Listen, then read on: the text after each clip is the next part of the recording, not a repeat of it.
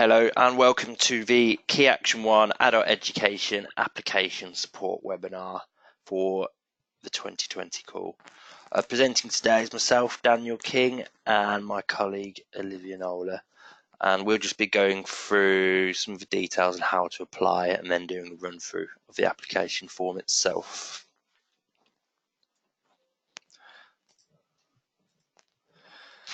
So just to give you an overview of what this recording covers, I'll start by giving you a quick introduction to Key Action 1, Mobility of Adult Education Staff, and what funding is available. The main focus of the session will be the application form. We'll first talk you through what you need to do beforehand, then we'll go through the application form together, filling out certain parts, showing you how to use the distance calculator and how to validate the form. Then we'll round up with some key points. Finally, we'll mention the next steps and how to contact us for support in the run-up to the deadline. So, Key Action 1 for adult education.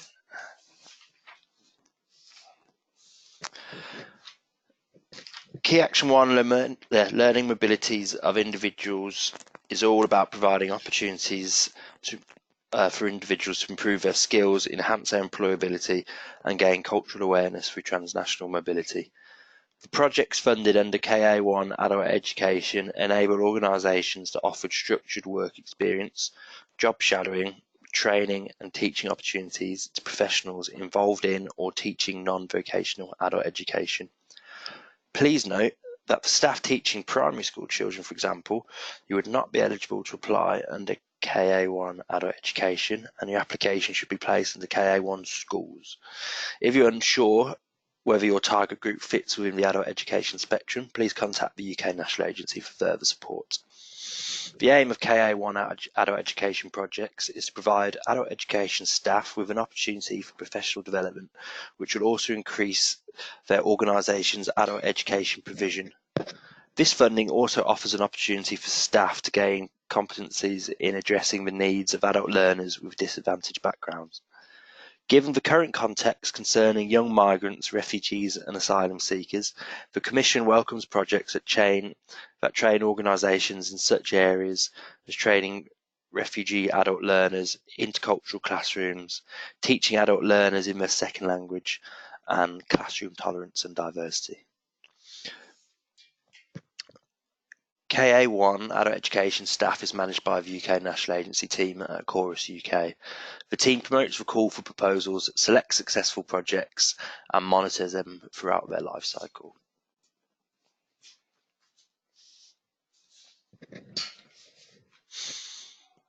So, organisations active in non-vocational adult education can apply for funding to support any of the following mobility activities within a project. Teaching and training assignments, where staff deliver teaching or training in a partner organisation abroad. Structured courses and training events abroad. Staff participate in structured courses or training events to support the professional development of adult education staff. And finally, job shadowing, where staff undertake a job shadowing experience in an adult education organisation abroad. Be aware that courses where course content is related to EU funding or bid writing are not eligible. Courses must improve the provision of learning in adult education. Mobility activities can last from 2 days to 2 months, excluding travel time, and must be consecutive. Funding can be used to support staff engaged in adult education activities, including support staff, managers, and guidance staff, as well as teachers and trainers. The training must respond to clearly identified staff development or training needs, or must contribute to your organisation's strategic approach on adult education provision. The learning outcomes of training must also be appropriately recognised and shared widely with others in your organisation as part of the project's dissemination activities. Staff must be based in the UK and must undertake the mobility in an eligible organisation based in another programme country. Funding is not available for UK organisations to receive staff from other organisations.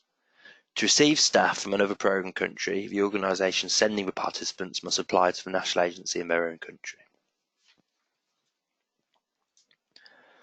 So for organisation roles in a project, it is important to note that Erasmus Plus funding cannot be accessed by individuals, so an organisation must must apply on behalf of participants it plans to include in the project. There are various roles that participating organisations play in the implementation of an adult education project. I will outline these and the responsibilities that each one should undertake. Firstly, the applicant organisation. This organisation is in charge of applying for the mobility project and, if it is successful, signing and managing the grant agreement and reporting to the UK National Agency. The applicant can be a single organisation or the coordinator of a national mobility consortium aimed at sending adult education staff on mobilities abroad. The National Mobility Consortium coordinator can also, but not necessarily, act as a sending organisation. Second type of organisation is the sending organisation, which is in charge of selecting staff and professionals active in the field of adult education and sending them abroad.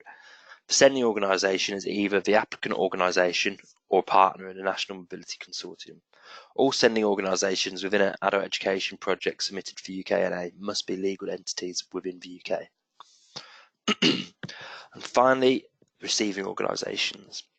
These organisations are in charge of receiving UK adult education staff from the sending organisation or consortium and offering them a programme of activities or benefiting from a training activity provided by them. The specific roles of the receiving organisation depend on the type of activity and relationship with the sending organisation. The receiving organisation may be a course provider in the case of participation in a structured course or training event. Please note again that courses where the course content is related to e-funding or bid writing is not eligible. Or there could be a partner, that means any other relevant organisation active in adult education field. In this case, the sending organisation, together with participants, should agree the objectives and activities for the period abroad and specify the rights and obligations of each party before the start of the activity. Receiving organisations must be legal entities within their programme country. For adult education mobility projects, you are not obliged to identify a receiving organisation at the application stage. However, you are strongly recommended to identify your partners and include them within your application. By doing this, you will strengthen the quality of your application. Identifying your partners within the application provides an opportunity for you to demonstrate how your partner's knowledge and expertise will meet the objectives and potentially add value to the activities of your project. If you do not input the receiving organisations in your application, you should indicate within the application the country and city where mobilities will take place. If your application is successful, the NA will request your receiving partners' details at a later date. And finally, the UK consortium partners, on the other hand, must be identified within the application.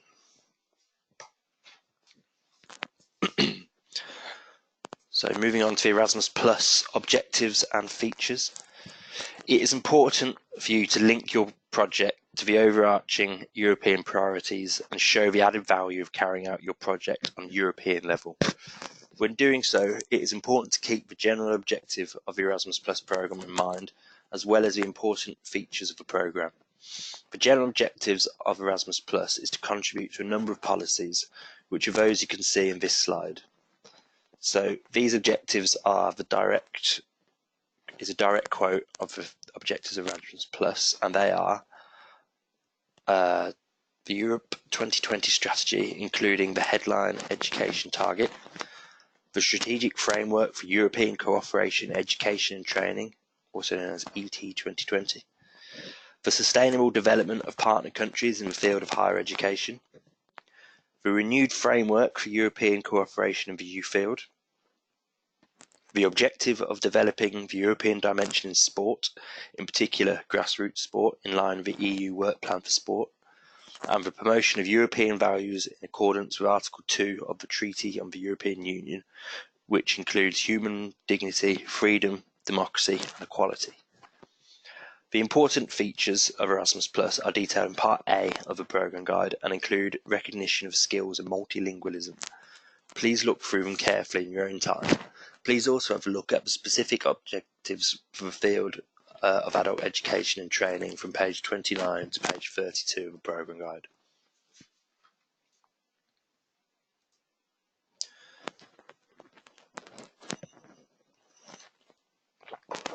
So I'm now going to be covering more specific information about preparing and submitting your application. Once you've decided on your KA1 adult education project idea, you have found partners and thought about how to address different European priorities, you will need to ensure that you have obtained an OID for your organisation before applying. An OID is a 9-digit organisation identification number, which is unique to your organisation and help you complete the application form. OIDs have replaced PICs, which stood for Participant Identification Code, which used to be registered on the European Commission's participant portal. Since October 2019, organisations participating or wishing to participate in the programme, managed by national agencies, have had to manage their organisation's information through a new registration system. This new platform makes it easier for organisations to register and participate with less information requested as part of the registration process. If your organisation has already participated in any Erasmus Plus or European Solidarity Corps actions and you already have a PIC, then you do not need to register again for an OID. If you haven't got a PIC or an OID, you need to follow a 2-stage registration process. However, before doing so, please double check that your organisation definitely doesn't have one. We recommend that you ask colleagues at your organisation in case someone else has already created one. Alternatively, you can check whether your organisation is already registered for your EU login account by clicking on the Organisation tab from the drop-down menu and using the search facility, or online at the web page listed in this slide. If your organisation already has a PIC, you should use that one and not create an OID, as having multiple registrations for the same organisations will create problems further down the line. All PICs have now been converted to an OID and can be found using the web page just mentioned.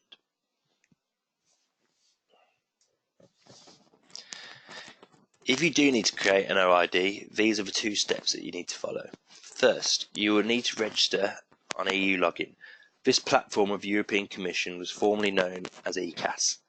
EU login is a point for user authentication to a wide range of Commission tools.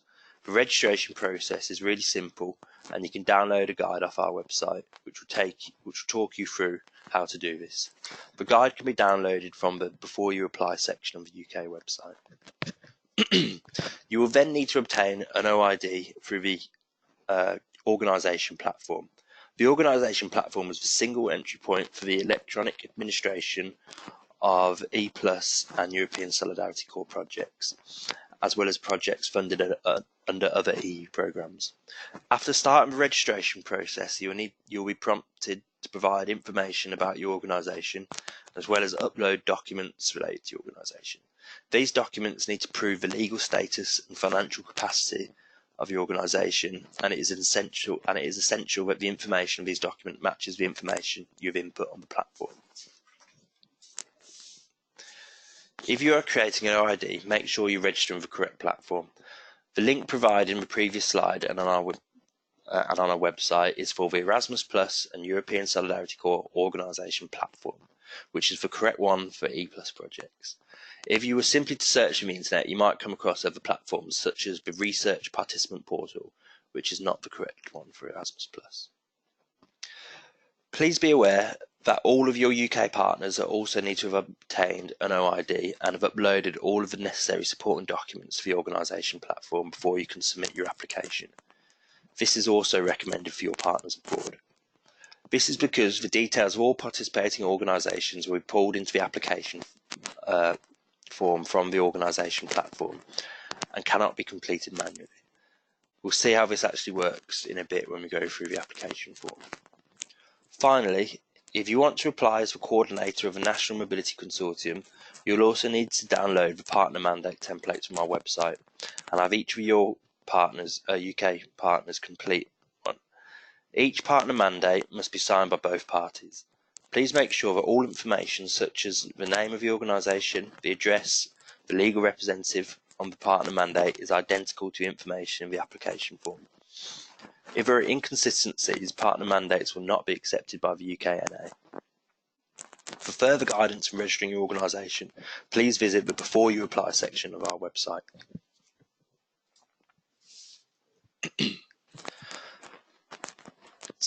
After developing your project idea and completing the OID process, you can move on to the application form. The application form for 2020 Key Action 1 Adult Education Projects is a web form. The web form must be submitted online by the applicant organisation by the deadline of 5th of February 2020.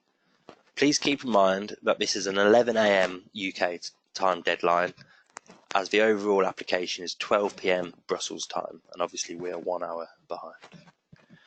To open the application, you need to click on the link to the Erasmus Plus Forms website, which takes you to the EU login screen. The E Plus Forms website can be accessed via the link from the screen, which is showing now. You'll also find this on our website under the Apply for Adult Education Funding page. Log in using your EU login details. You will then be directed to the home page that looks like the one you see on the screen. You will notice 5 main tabs named Field of Opportunity, which will show all key actions, from where you'll choose the appropriate application form. You'll also notice another tab called My Applications at the top of the page. Here you should see any applications which you've previously started or finalised. To proceed, please click on the Adult Education tab, and once you've identified the correct application form, select Apply. Once you've clicked Apply, a welcome message will appear. Please read this carefully, as it gives you important information on some of the form's functions. Each time you click Apply, a new draft of the application will be created and saved here. Therefore, if you have multiple application drafts saved, ensure you open and edit the correct one. The application is saved automatically every 2 seconds. There is therefore no option to save a form, and you must ensure you are connected to the internet at all times. So, the application itself. Please check that you're working on the correct application form. For a Key Action 1 Adult Education project, you should check that your form corresponds with the information you can see on this slide. On the top right hand corner of each page, the form will state 2020 as the call year and KA 104 as the action type, which is Adult Education. It also states that the key action is learning mobility for individuals, that is round 1, and the deadline is 5th of February 2020. Please note that you should read the UKNA's Key Action 1 Adult Education Guide for applicants when completing the web form, as this provides further guidance, hints and tips, which would be additional to this webinar. The guidance can be downloaded from the UKNA's website. The 2020 Programme Guide is also a very useful resource that you can use to help when applying. This can also be found in the Application Resources section of our website. You must ensure you have validated all sections of the application form before submitting. You should also ensure that all annexes are attached before attempting submission. We recommend that, where possible, you scan different documents together in a single file. You need to check that the annexes are within the maximum 10 megabyte size for each file, and that up to a maximum of 10 files, only 10 files are submitted, and that they're in the accepted formats, by the correct formats accepted by the web form. These are listed in the guide for applicants. The most important annexes which are mandatory are the Declaration of Honour, which needs to be printed, completed in full, and hand-signed by the project's legal representative named within the application. This is the most important annex, as without this, we are not able to forward the application to assessment. This document will be a PDF, so please ensure that you have the most up-to-date version of Adobe and are able to download this. For grant applications that are over €750,000, with the exception of public sector bodies and international organisations, the applications must be accompanied by the most recent set of audited accounts produced by an external auditor. If the report is not ready at the time of application, then we can accept this at a later stage in the assessment process. If you experience problems with attaching annexes after having checked these aspects, you can email them to erasmusplus@chorus.com before the deadline, clearly stating which application form they relate to by providing us with the application hash code found on the web form, and also tell us of the organisation's details and the project's name. However, please only do this as an exception and ensure you have followed the available guidance first. You will need to ensure that you're connected to the internet in order to submit your application, and if you experience technical problems which you're unable to resolve, you need to follow the alternative submission procedure. But please be mindful of the errors which the NA cannot accept. For full details regarding the NA's alternative submission procedure, please consult the guide for applicants. Okay, so I'll now hand you over to Olivia, who will talk you through the application form.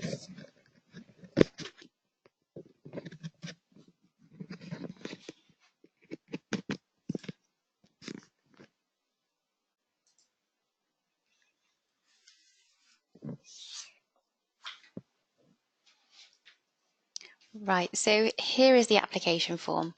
As I go through it, I'll use the guide on the left to go through the relevant sections of the form. I'll concentrate on hints and tips for each section based on previous application rounds, rather than describing all the information needed. I'll then concentrate on the sections dealing with project activities and budget, showing how these link to each other. So I'll give you a very brief introduction to the key features of the web form.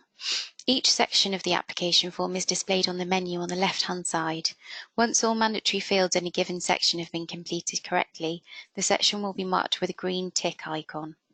If there is any information missing in a section, or if not all the application rules have been respected, a section will be marked with the red exclamation triangle icon. Most individual questions will be marked in the same way to make it easy to identify and fix any issues.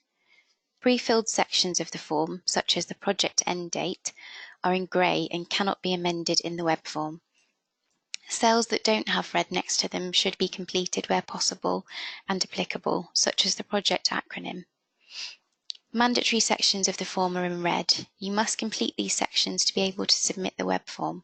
As you can see in the first section of the form, we must provide the language used, which in this case should always be English when submitting to the UK National Agency. You can see that we must use the drop-down box to select this.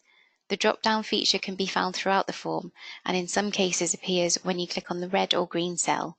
For example, with the start date, if I click on this cell, the drop-down appears and we can select a start date from the calendar. Please note that the form automatically fills in the project start date as the 1st of June 2020. You can change this if you wish, but the start date for your project must be between the 1st of June and the 31st of December 2020. Please note that the National Agency suggests a start date later than the 1st of June, as it takes at least 4 months from the application deadline for your grant agreement and any pre-financing payments to be made. When deciding your start date, you should also consider when you'll be able to recruit participants and availability of your staff within your own and other participating organisations. You must then select the project duration. You must ensure that the project duration selected is realistic for the project you're applying for. This is the total duration for your whole project, not just for the proposed mobilities, and will need to encompass all project-related activities, from promotion through to evaluation and dissemination. Once the duration is input, you can see that the end date for the project automatically populates. In this same section, you must select UK01 British Council in partnership with the Chorus UK, found at the bottom of the drop-down menu. Now I'll move on to the Participating Organisations section by clicking on the title on the left here. Here are some hints and tips. If you're applying as a consortium, select Yes from the drop-down box. This will bring up an extra box here where you enter your consortium members. If you're also involved in another consortium, please select Yes from this box and explain further about this. Remember that all members of the consortium must be from the same programme country and need to be identified at the time of applying for a grant. A consortium must comprise of at least 3 organisations, so that would be your organisation and at least 2 other UK organisations. Please also make sure that all consortium members have an eligible legal form at application stage. Please note that once you've selected Yes to applying on behalf of a consortium, there are extra questions specific to this and running the project that will appear throughout the form that you may not see here today. Remember, when you put in any OIDs, the information will automatically populate from the information in the organisation platform. Here I've entered the OID for a test applicant organisation. It automatically loads the legal name and the country. In order to check the applicant organisation information, click the organisation and you are taken to this screen. Check the details, and if you notice any which are incorrect, they will need to be corrected in the organisation platform. You should continue to enter details needed for the profile part of this section. You can see here that you need to add a contact person and a legal representative as associated persons. To do this, you should click on the button with 3 horizontal lines and select Person's Details. If you wish to add more contacts to the project from the applicant organisation, you can select Add Associated Person, and this is recommended so that your organisation can remain in contact with the UK National Agency in cases where the preferred contact person is absent or unavailable. A better quality application will be specific and detailed in all questions answered in the form. Try to use SMART goals when completing the application form, so they have to be specific, measurable, attainable, realistic and timely.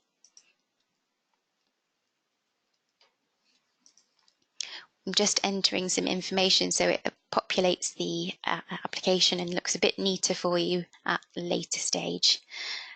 So for the question below, on background and experience, explain how your organisation's previous experience of delivering projects or activities has built the skills and knowledge needed for the activities you propose in this application, and name the key persons who will be delivering the project and their skills. Be aware that if you've selected that or you're part of a consortium, an extra question will appear here. To go back to the participating organisation screen, you can click on the link at the top of the page. To add hosting partner organisations, enter the organisation's OID. If your hosting organisation does not have an OID, you can manually enter their details. We strongly recommend that hosting partner details are entered via the use of the organisation's OID. You must make sure that all the details are correctly filled for your hosting partners, including the type of organisation. To add more partners, click the Add Hosting Partner button. For your application to be eligible, you will need to enter at least one hosting partner. I'll enter the OID of another hosting organisation here. UK consortium partners are added in the same manner.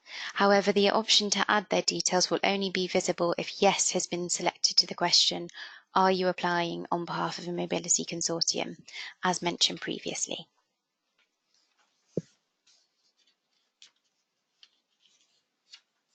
Now let's move on to the next section, which is the European Development Plan.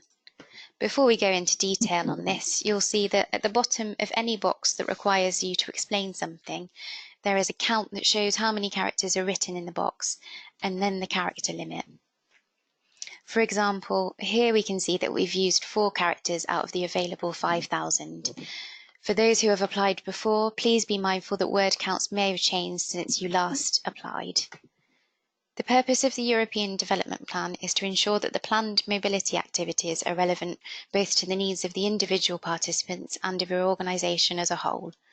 It is also to ensure that the activities will have a positive impact on the quality of teaching and learning provided by the applicant organisation or consortium partners. Finally, when completing this section, you should demonstrate that the proposed activities tie in with the organisation's or consortium's wider European and international strategy. Please see the 2020 KA1 Adult Education Guide for applicants for more information on completing this section. Please note that you can select up to 3 of the most relevant topics from the drop-down menu. You can add topics by clicking on them and delete them by clicking on them again. This feature can be found in other parts of the web form as well. Here are a few hints and tips regarding the European Development Plan. Make sure you show a clear link between your project and the priorities and objectives of Key Action 1 in the 2020 Programme Guide. You should also think about which of the general objectives for adult education are relevant. These are listed in Part B of the Programme Guide. You should explain the specific needs or issues your project will address based on a genuine needs analysis which you or others have carried out in relation to the participants and the organisations you plan to involve. Describe the specific needs of your participants and organisations and show how your project will respond to these. It's very important that you demonstrate how staff who take part in activities will benefit directly from the project. So moving on, In the project management section, you should explain clearly how you will ensure that the project and the grant are managed effectively and transparently in order to deliver the planned objectives and activities to a high standard and also within the timeframe and budget available. This includes how you and your hosting partners will work together to achieve this. Detail the communication methods you'll use with your partners and how you'll ensure that roles and responsibilities of each participating organisation are clear. Describe how you'll address practical and logistical matters like travel, accommodation, insurance, safety of participants, or visas if they're necessary. If applicable, you should also describe how you'll use any of our online platforms, such as the Erasmus Plus project results platform, as part of your project. Moving on to the next section, activities. This section is a really important part of the application form, as this feeds directly into the budget summary section, so the information input here needs to be accurate and realistic for your project. The activities are split up into activity type, as you can see in the list of activities box, and you should only enter the activity for the types that you want. Activities description. This question refers to the hosting partners and therefore receiving countries and how this relationship will be or has been formed. Make sure it's clear what your hosting partners' expertise are and why you're working with them. Please be as detailed as possible in this section.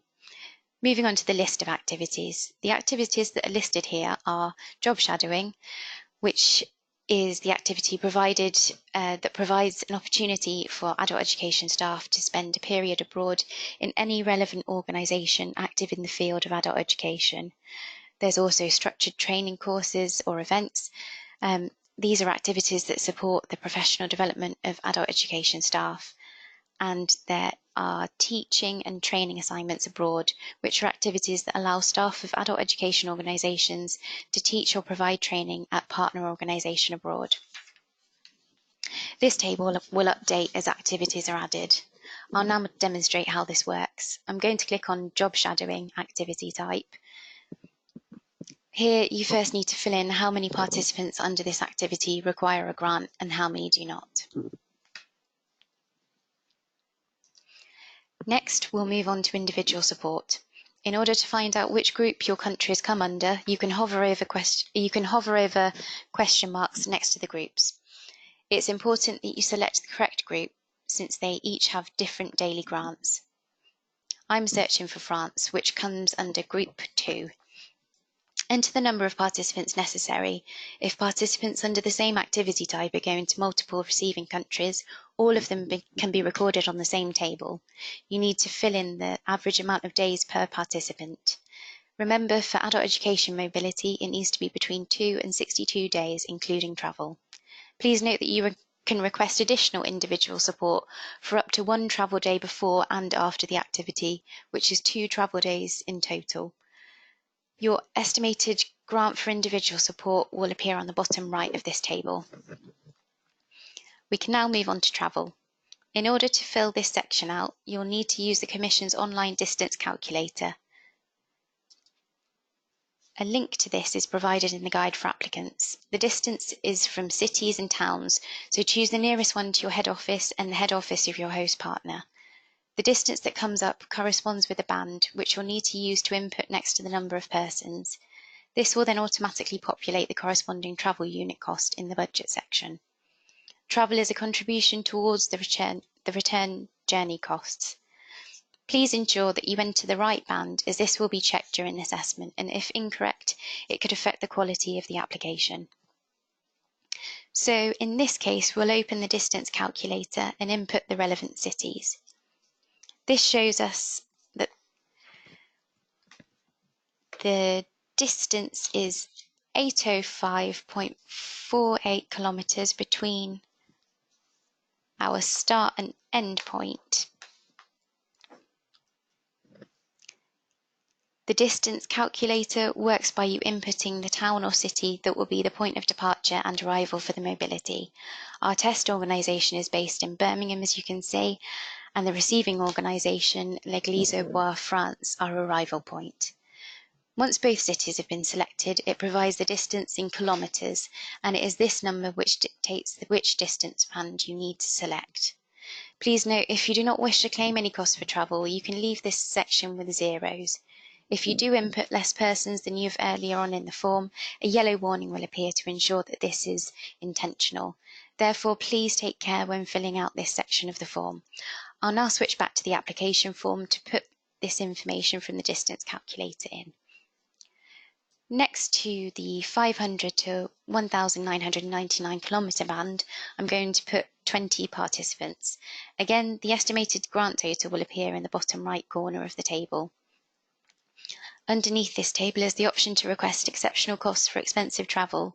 This may be requested if you're travelling from or to somewhere that is remotely located.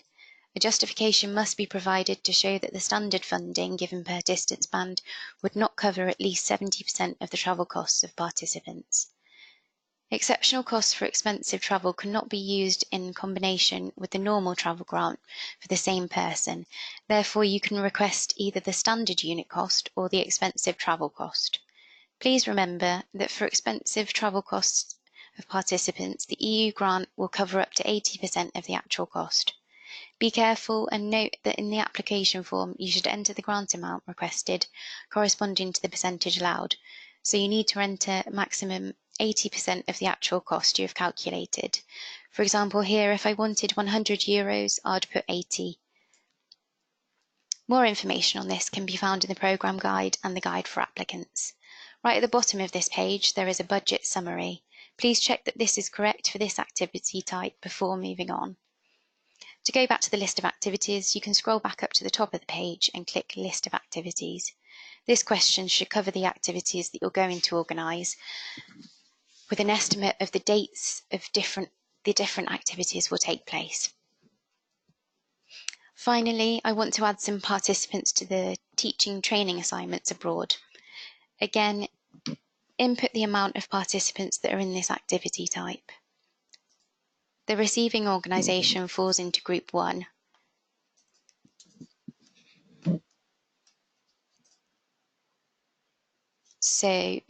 And you must put a duration between 2 and 62 days. I've chosen 10 days as my average duration. We can now move on to travel. If this was a different receiving city, we would check with the distance calculator.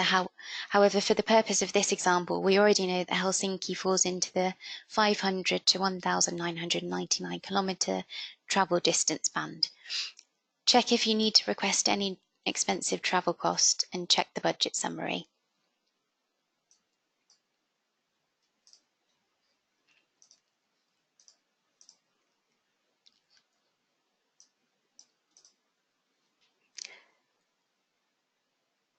Once back on the activities screen, organisational support is then calculated at the bottom.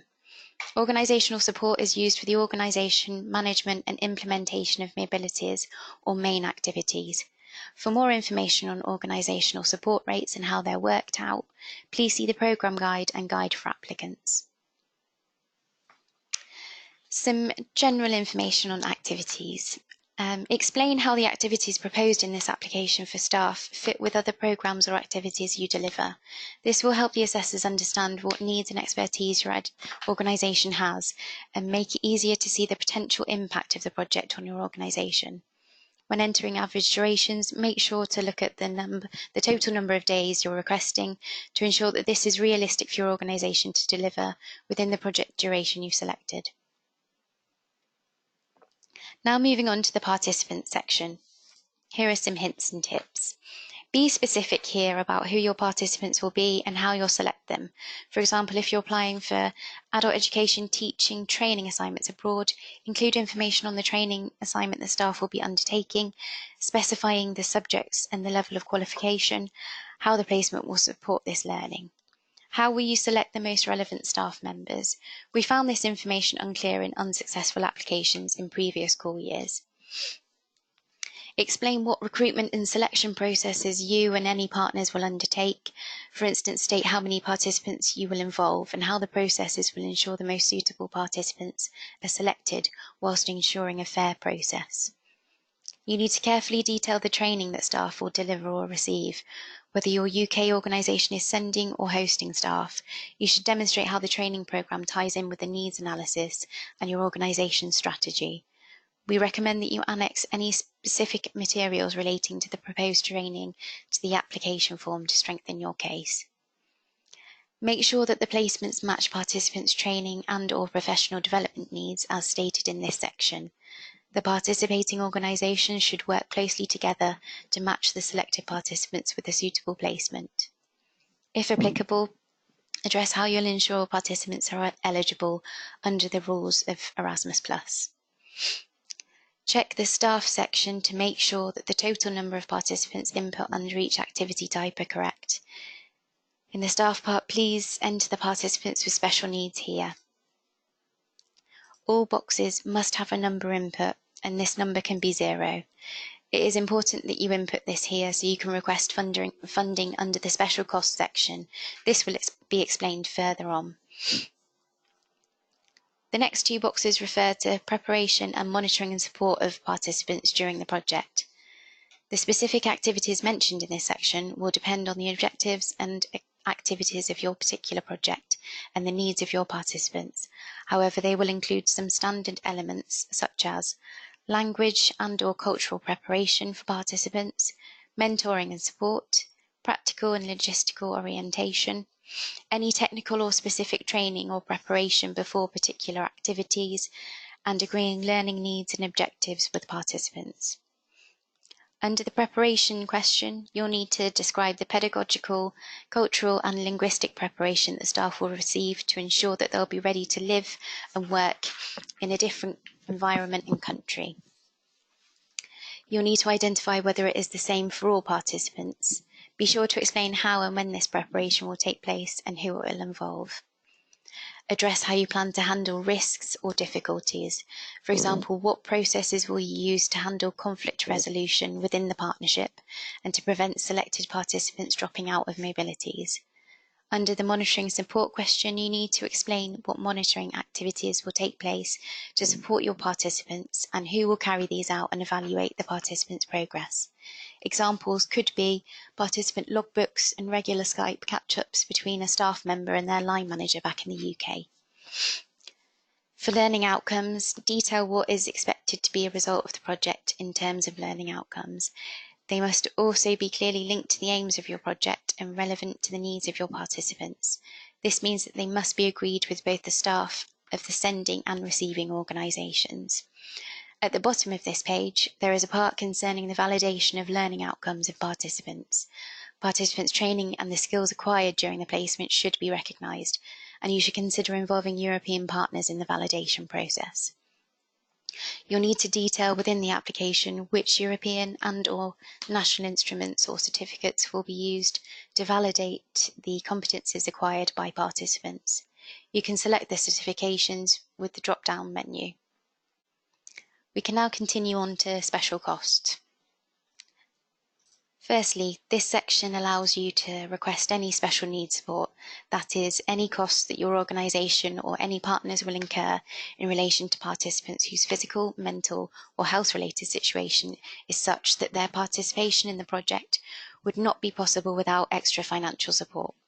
For example, special needs funding could fund specialist equipment that one of your partners will need specifically to participate in the mobility activities.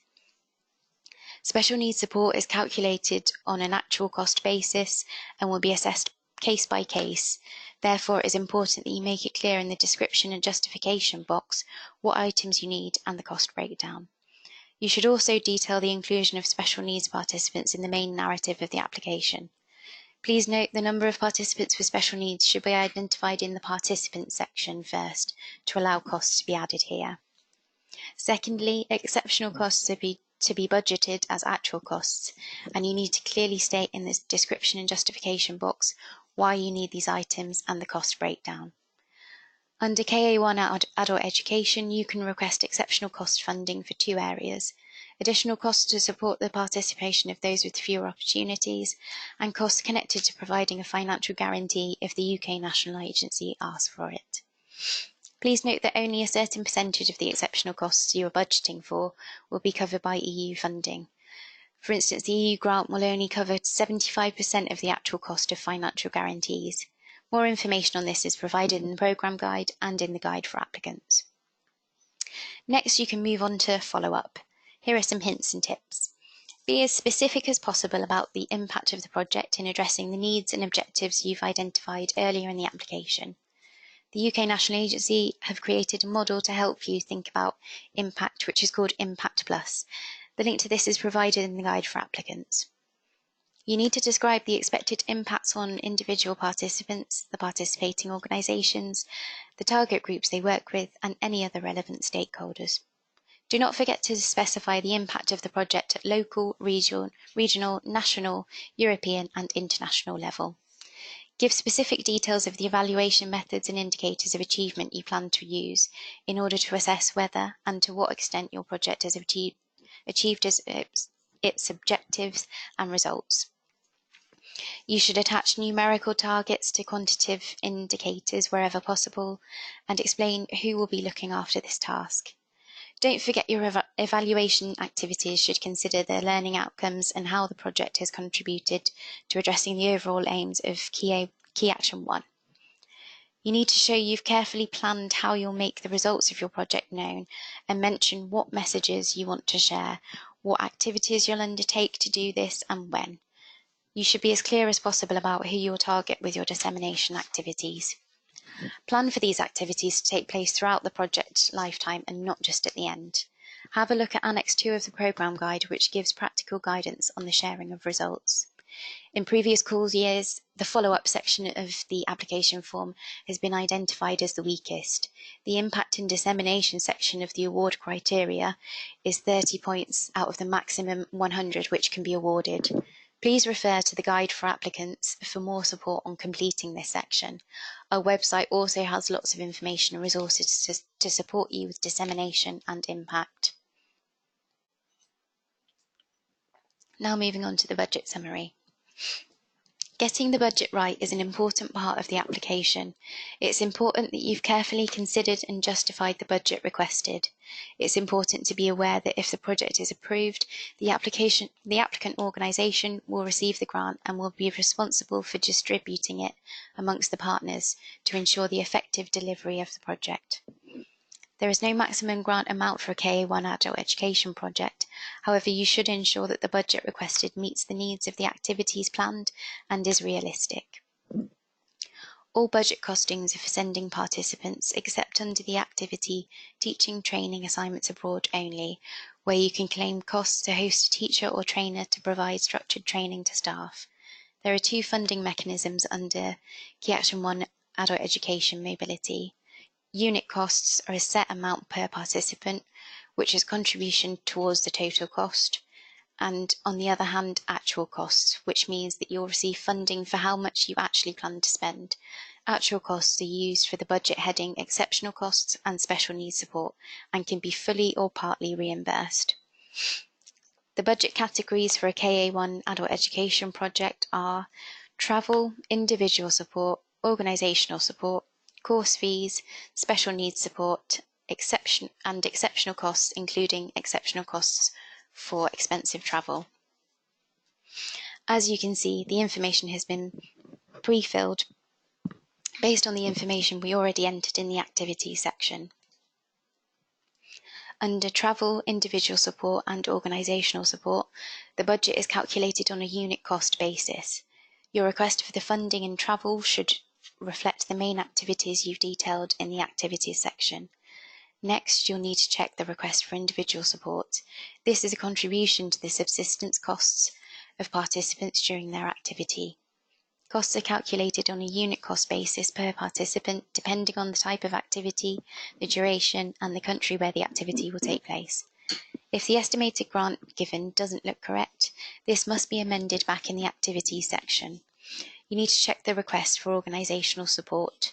Once again, this information has been pre-filled from the activity details section. You will need to check here that the pre-filled information is correct, and if not, amend the activities section. Course fees. You need to check the request for course fees, as this has also been pre-filled under the structured course training events activity entered into the Activities tab. Special needs. If you would like to request funding under this budget heading, ensure that this has the correct estimated grant, as this is classed as an actual cost. Exceptional costs. Again, if you've entered costs for this budget heading under the special costs section, please check that these costs are accurate. If not, the section can be amended. Next, you can see the budget summary per activity type. This table breaks down the estimated grant for travel and individual support per activity type. Once again, please ensure that the estimated grant here is realistic and as accurate as you can make it. To reiterate, a general piece of advice on the budget is to make sure you've clearly described the main activities of your project and the budget you request is consistent with this description. Budget requests can only be accepted if it is clear what the grant is being requested for. Remember that the Erasmus Plus grant is regarded as a contribution to your project costs and may not cover the total cost of your project. When you're happy with your budget and what you're requesting, you can move on to the project summary section. This section asks you to provide a summary of your project. The summary will be used by the Commission, the European Commission, and the UK National Agency in their publications, and will also feed into the Erasmus Plus project results platform. So it should be written in clear, plain English, avoiding any technical or sector-specific jargon to ensure that it can be understood by the general public. Ensure to include information regarding the context of your project, its objectives, your participants, a description of the planned activities, and address the expected results and potential for long-term benefits. Please then check this section carefully and make sure this information is absolutely correct so you can make any changes to the application if necessary.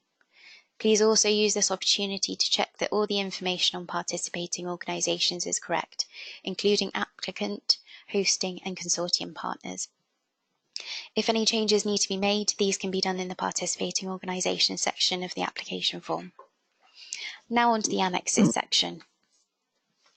Compulsory annexes are the signed declaration of honour, and only if you're applying on behalf of a UK Mobility Consortium, you'll also have to annex the mandates of your partners, signed by both the consortium member and the applicant.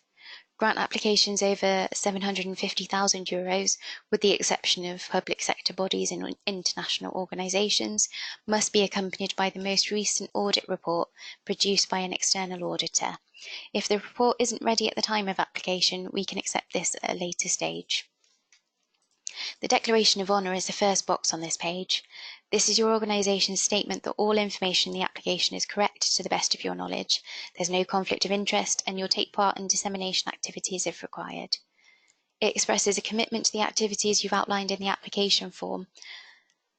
Your project application will be deemed ineligible without this declaration, so please do not forget it. Please also make sure that the date is before or on the submission deadline. The mandate template can be downloaded from this form too. The information in the mandate is taken directly from the information on the participating organisation section.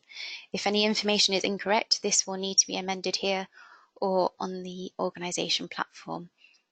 Mandates need to be signed and dated in original by the partner organisation and the applicant. Electronic or scanned signatures will not be accepted.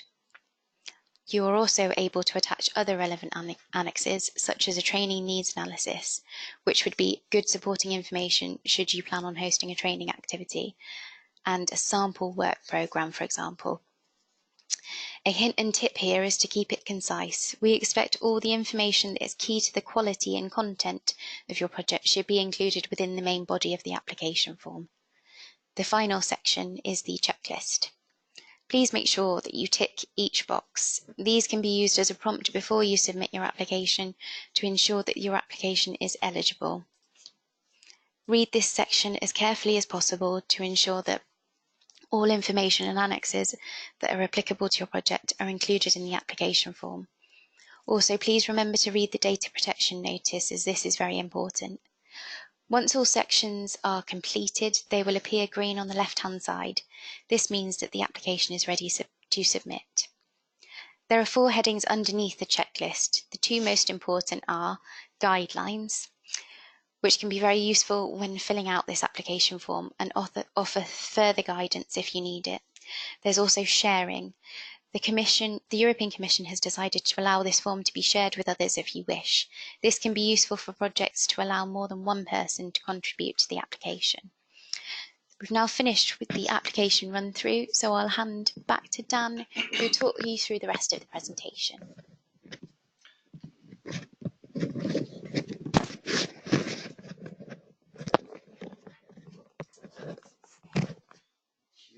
Yeah.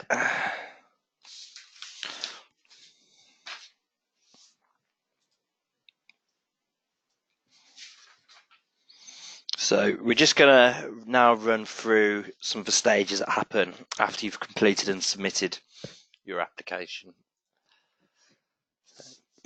Once we at the National Agency have received your application, we do some preliminary checks.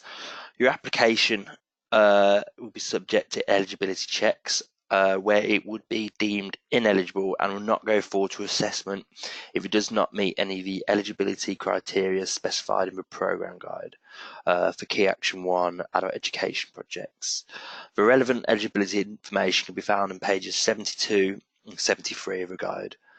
I've included some examples of not meeting eligibility criteria on this slide, but please remember that this list is not exhaustive.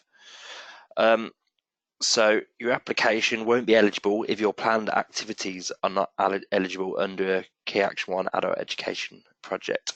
For example, you submit an adult education application and send your staff on a bid writing course, or to host staff from another organisation abroad here in the UK, or if you plan to send staff who teach primary school children instead of adults.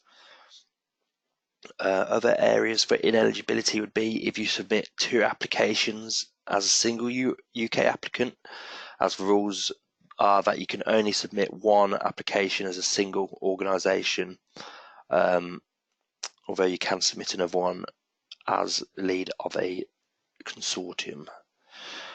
Your application also won't go through for qualitative assessment if your organisation as the applicant has no legal personality within the UK. If you apply, you will have to be able to evidence that your organisation is legally registered in the UK and has a separate legal personality, which means there is a legal distinction between the owner and the business. For example, sole traders would not be eligible to apply for funding. Your application won't be eligible if you submit it after the deadline. We recommend that you submit your application in advance of the deadline in case you experience any technical difficulties. Please make sure that you read the programme guide and the National Agency's guidance for further details on the eligibility requirements before you submit your application.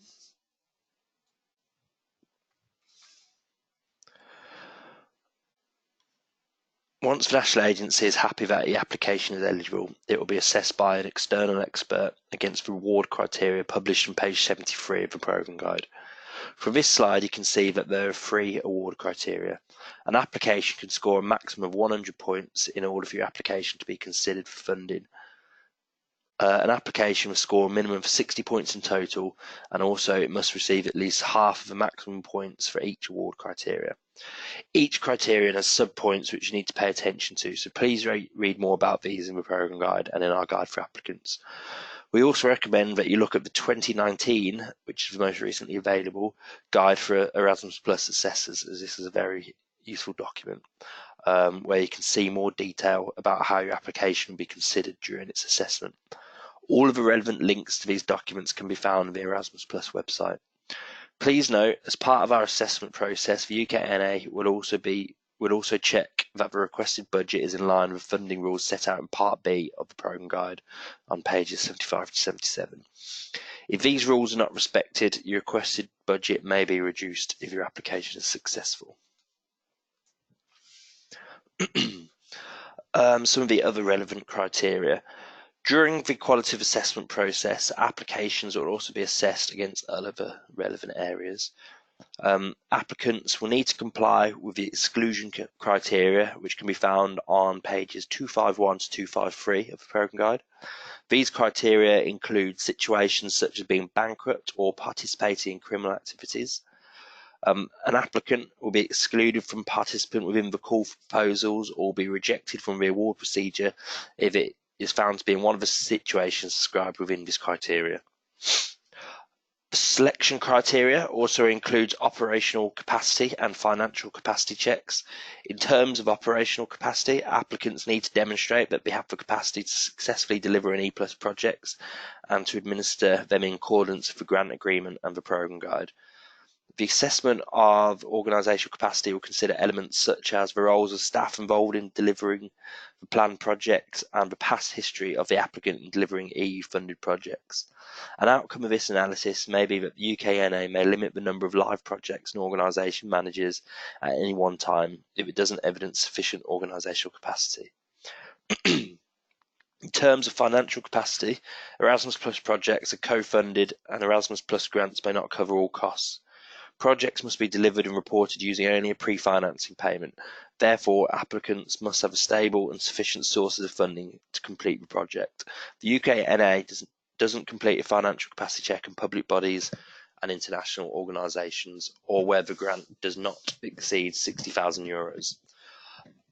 For applications that exceed €750,000, the application must be accompanied by a set of audited accounts that are produced by an external auditor.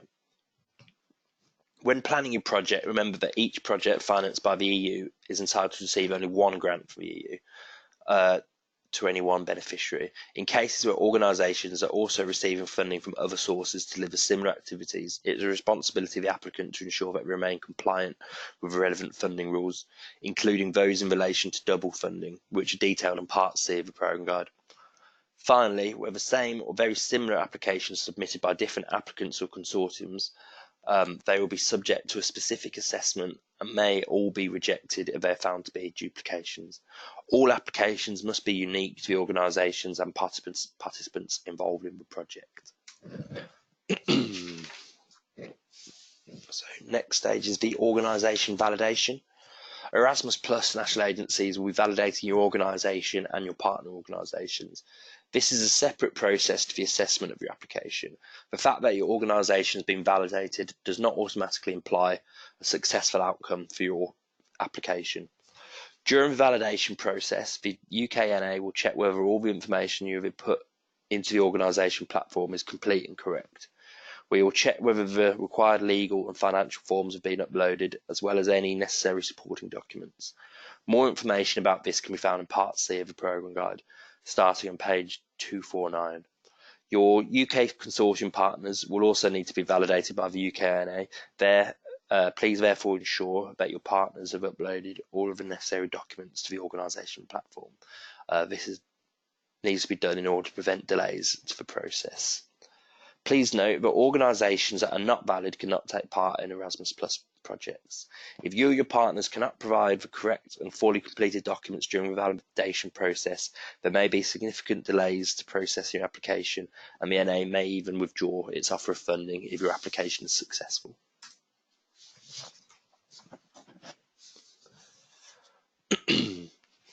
There is no maximum budget for a Key Action 1 Outlet education project. However, the budget requested must be realistic and well justified within the application.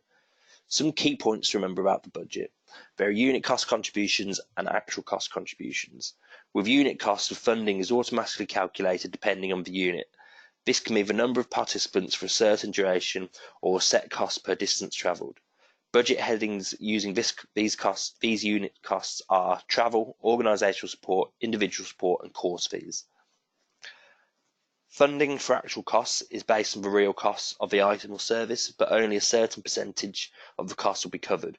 Budget headings using actual costs are special needs support, which can be covered up to 100%, and exceptional costs, which can vary from 100% to 75%. For exceptional costs, a percentage of the actual total cost will be funded via the Erasmus Plus budget, depending on the costs. The percentages and more information can be found on page 75 and 76 of the programme guide. I'd like to clarify here that funding for course fees can only be requested if you have selected structured courses as an activity in the application. You can request a maximum of €700 per participant per project, not per mobility. You must justify your request of course fees funding in your application. It is important to know that any request for financial support to cover special needs support and exceptional costs must be clearly justified in the application form. The assessor will not assume anything in relation to these costs and will recommend cutting them from the budget unless adequately justified. So, next steps and some of our contact details. Before we conclude, some key points for you to remember. Before and while you complete your application, refer to the Commission's documents. First of all, the 2020 Programme Guide and the National Agency's Guide for Applicants and other guidance documents as available on our website. If you have applied before, don't forget to review the feedback you've received from us, as this will include key areas of improvement which will enhance your chance of submitting a good quality application. Remember that Key Action 1 adult education funding is a competitive process and should therefore look to improve your application on an annual basis. You will need to check your internet connection frequently so the form automatically saves and no information is lost. You need to ensure correct options are selected in the application so that important sections aren't deleted or missed. As we've said, while looking through the application form, double check that the budget you request is accurate and well justified. Provide relevant answers to the questions in the application, but remember that there is a character limit on many of the sections. You can see the limit underneath each answer box. It is recommended to get someone else to proofread your application and your annexes, perhaps against the published award criteria and the 2019 Erasmus Plus Guide for Assessors. It is also strongly recommended that you leave enough time for completing and submitting your application before the deadline, which again is 5th of February 2020, 11 AM UK time. So to conclude, I'd like to remind you of the support the UKNA will be offering in the run up to the 5th of February deadline to be submitted for applications for adult education. There is a detailed guide for applicants and how to fill out and submit the application form, which is available on the Erasmus Plus website. There is a guide for each action type that we manage, so make sure you check that you have the correct one. You can find this in the Apply for Funding section of our website. We've created a guide to refer to when registering your organisation in the new organisation platform. It is also useful if you want to know more about the new organisation identification codes which will replace PICs in recent months. The guide can also be found on our website and through the link on this slide. If you haven't done so already, please sign up for our newsletter online, as this provides all the most up-to-date information about the 2020 call and the Erasmus Plus programme. On our website, you can also find other important information and key documents to support you completing your application. We also have a helpline where a team is available to answer your questions about your application via phone or email. So on the slide now, you can see the opening hours of our helpline, which is Monday to Thursday, 9 AM to 5:30, and Friday, 9 AM to 5 o'clock. And the number is 0121 212 8947. We're also available via email through the Erasmus Plus inbox, the address for which is on the screen now. It is also recommended to keep an eye on our website for any news, any updates and further guidance. We hope you found this session useful and we wish you luck for your future applications. Thank you and goodbye from us.